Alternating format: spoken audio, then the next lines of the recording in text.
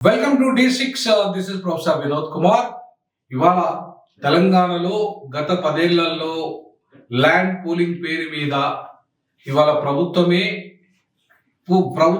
భూములను, ముఖ్యంగా అసైన్డ్ భూములను కబ్జా చేసింది. ప్రభుత్వమే పేదల పొట్ట కొట్టింది. ప్రభుత్వమే 16 లక్షల ఎకరాల ప్రభుత్వ పేదల భూములను కబ్జా చేసే ప్రయత్నం చేసింది. ఇప్పటికీ 25,000 ఎకరాల భూములు ఏవైతే జిహెచ్ఎంసీ ముఖ్యంగా ఇబ్రహీం పట్టణ ప్రాంతంలో ఇవాళ గత ప్రభుత్వమే కబ్జా చేసింది. దగ్గర ఇవాళ అసైన్డ్ భూములు కొన్ని లక్షల ఎకరాల పేదల దళితుల భూములను, బడుగు బలహీన వర్గాల భూములను కబ్జా చేసింది. ఇవాళ అసైన్డ్ భూముల యొక్క రెక్కలు ఎట్లు వచ్చాయి? 22A కింద నిషేధించబడ్డ ఈ భూములకు ఇవాళ రెక్కలు తీసుకొచ్చింది గత ప్రభుత్వము. రేవంత్ రెడ్డి ప్రభుత్వము మరి అదే విధానాన్ని కొనసాగిస్తున్నదా? మరి దానికి సంబంధించి అసైన్డ్ దారులకు ఎవరైతే సంపూర్ణమైన హక్కులు అక్కడ ప్రభుత్వం ఇచ్చింది, ఆంధ్రప్రదేశ్ ప్రభుత్వం ఇచ్చింది, వాళ్ళకి హక్కులు ఇచ్చింది, వాళ్ళకి అమ్ముకునే హక్కు ఇచ్చింది, దాన్ని డెవలప్ చేసుకునే హక్కు ఇచ్చింది. కానీ ఇక్కడ ఏమైతుంది? ప్రభుత్వము ఇవాళ ధనవంతుల భూముల జోలికి పోకుండా, కోటీశ్వర్ల భూముల జోలికి పోకుండా, సంపన్నుల భూముల జోలికి పోకుండా, బడా వ్యాపారవేత్తల భూముల జోలికి పోకుండా, బడా భూస్వాముల భూముల జోలికి పోకుండా పేదల భూముల మీద కన్నేసిన గత ప్రభుత్వము, గత రాజశేఖర రెడ్డి కూడా, చంద్రబాబు కూడా, ముఖ్యంగా కేసీఆర్ అయితే దుర్మార్గంగా ల్యాండ్ పూలింగ్ పేరు మీద ఇవాళ రైతు వేదికలకు కావచ్చు, శ్మశాన వాటికలకు కావచ్చు, అలాగే ప్రకృతి వనాలకు కావచ్చు, ఇంకా ఆయన ప్రభుత్వ భూమిని డెవలప్ చేసి దాన్ని అమ్మేసి కోట్లు సంపాదించాడు. అది కూడా పేదల భూములే. 22A కింద నిషేధించబడ్డ భూములు ఏవైతే ఉన్నాయో కొన్ని ఆ భూములకు ఇవాళ రెక్కలు తీసుకొచ్చి దాన్ని రెగ్యులరైజ్ చేసి అక్రమంగా ఇవాళ అసైన్డ్ భూములను, ఇవాళ పాపం పేదల భూములను, అది నిషేధిత భూములను ఉంచి దాన్ని ఇవాళ వాళ్ళకు అవకాశం లేకుండా చేసి ల్యాండ్ పూలింగ్ పేరు మీద భూ కబ్జాదారుల కంటే కూడా ఎవరైతే భూ కబ్జాదారులు, అక్రమ భూ కబ్జాదారులు, ప్రభుత్వమే అక్రమ భూ కబ్జాదారునిగా ఇవాళ వ్యవహరించి లక్షల కోట్లు మింగేసిన చరిత్ర గత ప్రభుత్వాన్ని. సో గత ప్రభుత్వం చేసిన తప్పులను మరి ఇంకా కంటిన్యూ చేస్తున్నదా ఈ ప్రభుత్వం? అంటే ఈ ప్రభుత్వంలో కూడా చాలా తప్పులు జరుగుతున్నాయి. ఇవాళ మనం చూసుకుంటే పటాన్ చెరువు ఏరియాలో అయితే, ముఖ్యంగా సంగారెడ్డి పటాన్ చెరువు ఏరియా ఎక్కడైతే ఇండస్ట్రియల్ పార్కులు ఉన్నాయో ఆ ఏరియాలంతా కూడా ఇవాళ అసైన్డ్ భూములను కబ్జా చేసిన చరిత్ర అక్కడున్న ఎమ్మెల్యేలది. ఇవాళ మొత్తంగా గ్రేటర్ హైదరాబాద్ జిహెచ్ఎంసీ పరిధిలో కొన్ని లక్షల ఎకరాల భూములు ఈ రోజు కబ్జా గురైనాయి. అసైన్డ్ భూములు, పేదల భూములే, 100 ఎకరాల భూములు ఇలా కబ్జా గురైనాయి. ఎమ్మెల్యేలు గత ప్రభుత్వంలో కావచ్చు, ప్రస్తుత ప్రభుత్వంలో కావచ్చు, ఎమ్మెల్యేలు అంతా కూడా ఈ దందా నడిపిస్తున్నారు. దాని వెనుక ఎమ్మెల్యేల హస్తాలు ఉన్నాయి.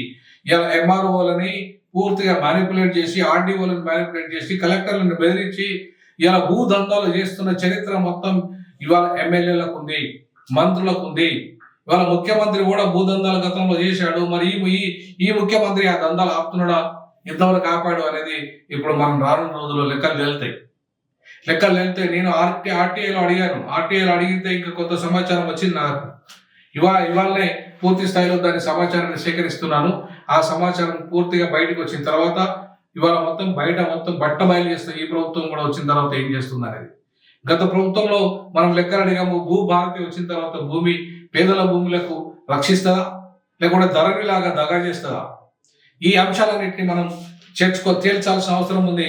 ఎందుకంటే అసైన్డ్ భూములకు సంబంధించి ఈ నెల 28న ఆ అసైన్డ్ భూముల వెల్ఫేర్ అసోసియేషన్ మరియు దక్షిణాది జాయింట్ యాక్షన్ కమిటీ జాక్ కూడా, అంటే మా నేతృత్వంలో ఇవాళ మహాధారణ, కొన్ని వేలాది మంది బాధితులతో మహాధారణ చేస్తున్నాం ఇందిరాబాద్ దగ్గర. ఇవాళ అట్లాగే పేదలు ఎవరైతే ఉన్నారో, బడుగు బలైన వర్గాలకు, ఇల్లు లేని పేదలకు కూడా ఇళ్ళ కోసము ఇవాళ కొన్ని వేలాది మంది ప్రజలతోని ఇవాళ ధర్నా చేయబోతున్నాం. కాబట్టి ఖచ్చితంగా ఈ అసైన్డ్ భూముల లెక్క తేలాల్సిన అవసరం ఉంది. ఈ రాజకీయ నాయకులు అట్లాగే రియల్ ఎస్టేట్ బ్రోకర్లు, ఈ ల్యాండ్ దందాలు చేసే వాళ్ళంతా కూడా అక్రమంగా ఇవాళ అసైన్డ్ భూములను ఇలా ప్రభుత్వమే అక్రమంగా గుంజుకొని హక్కులు లేకుండా చేసేసి పేదల బతుకుల మీద పొట్ట మీద కొట్టిన చరిత్ర గత ప్రభుత్వాన్ని. ఈ ప్రభుత్వం కూడా అదే పందంలో నడవకుండా ఉండి వాళ్ళకు సరైన కాంపన్సేషన్ ఇవ్వకుండా వాళ్ళకు కనీసం వాళ్ళకు హక్కు లేకుండా, కంపెన్సేషన్ ఇవ్వకుండా, భూమికి ప్రత్యామ్నాయంగా భూమి ఇవ్వకుండా లక్షల కోట్ల రూపాయలు ఇవాళ మింగేసిన చరిత్ర గత ప్రభుత్వంలో జరిగింది. దాని మీద కూడా న్యాయ విచారణ చేపట్టి ఆ దందాల మీద ఇవాళ మొత్తం బయటకు తీయాల్సిన అవసరం ఉంది.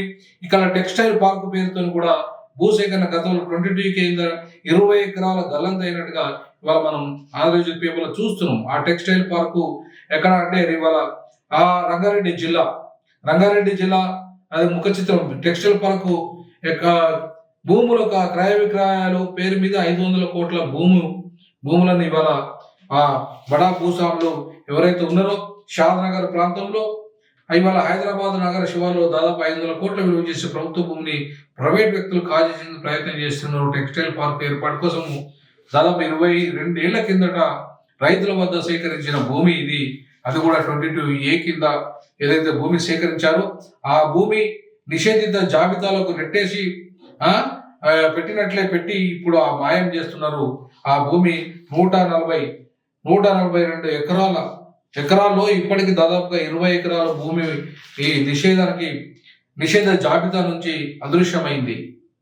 మరి ఈ నిషేధ జాబితా నుండి అదృశ్యమైన భూమి అది గతంలో టెక్స్టైల్ పార్కు ఇవాళ ఆ పార్కుకు కేటాయించిన భూమి దాంట్లోకి వెళ్ళి 20 ఎకరాల భూమిని ఇవాళ నిషేధ జాబితాలోకి వెళ్ళి అక్రమంగా తరలించి 500 కోట్ల విలువైన భూమి షాద్నగర్ చుట్టుపక్కల ప్రాంతంలో కబ్జా చేసినట్టుగా వాళ్ళు కొంతమంది బడా నాయకులు దీని వెనుక ఉన్నట్టుగా ఇవాళ మనం చూస్తున్నాం. అంటే ఇది ఒక్కటే కాదు, ఇవాళ పటాన్చెరు ఎమ్మెల్యే కూడా ఇదే పనిలో ఉన్నాడు, ఇవాళ మీకు వికారాబాద్ ఎమ్మెల్యే ఇదే పనిలో ఉన్నాడు. అట్లా ఇల్లే కాదు, ఇంకా చాలా మంది ఎమ్మెల్యేలు, చాలా మంది ప్రతి జిల్లాలో కూడా గతంలో ఉన్న ఎమ్మెల్యేలు అందరూ కూడా ఇదే దందా నడిపారు. ఇప్పుడు మరి అదే ఆ దందాను కంట్రోల్ చేయాల్సిన బాధ్యత ఇప్పుడు ప్రస్తుత ముఖ్యమంత్రి మీద ఉంది. నటరాజన్ గారు వచ్చారు. గతంలో ఇందిరమ్మ గత 70 సంవత్సరాల క్రితమే 1970s నుండి మొదలుకుంటే 80s వరకు ఇందిరమ్మ ఏదైతే రాజ్యం చేసిందో, ఇందిరమ్మ రాజ్యంలో ఇవాళ లక్షలాది ఎకరాల భూములు తెలంగాణలో ఇందిరమ్మ ఇవాళ ఇచ్చింది. పాపం ఆ అమ్మ ఆ దయ వల్లనే పేదలకు ఇల్లు ఇచ్చింది. ఆ మాజీ ప్రధానమంత్రి శ్రీమతి ఇందిరాగాంధీ లక్షల ఎకరాల భూములు ఇచ్చింది, ఇవాళ పేదలకు ఇల్లు ఇచ్చింది, పథకాలు ఇచ్చింది, సప్లాన్లు ఇచ్చింది, ఎంతో చేసిన ఇందిరమ్మ.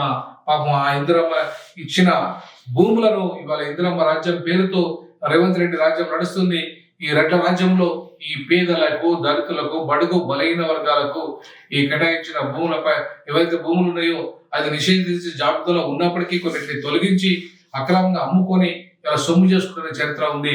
ఆ 22A కిందనే కాకుండా ఇవాళ అసైన్డ్ భూములు ఎవరికైతే కేటాయించారో ఆ భూములను ఇవాళ బలవంతంగా లాక్కొని ఇవాళ ల్యాండ్ పూలింగ్ పేరు మీద బలవంతంగా లాక్కొని గత ప్రభుత్వం చేసిన దుర్మార్గాలన్నింటి మీద న్యాయ విచారణ చేపట్టాలి.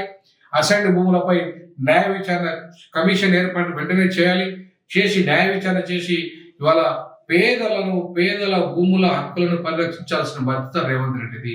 ఆ దిశగా రేవంత్ రెడ్డి అడుగులు వేయాలని చెప్పేసి D6 భావిస్తుంది. జై భీమ్, జై పులి, జై పేరు.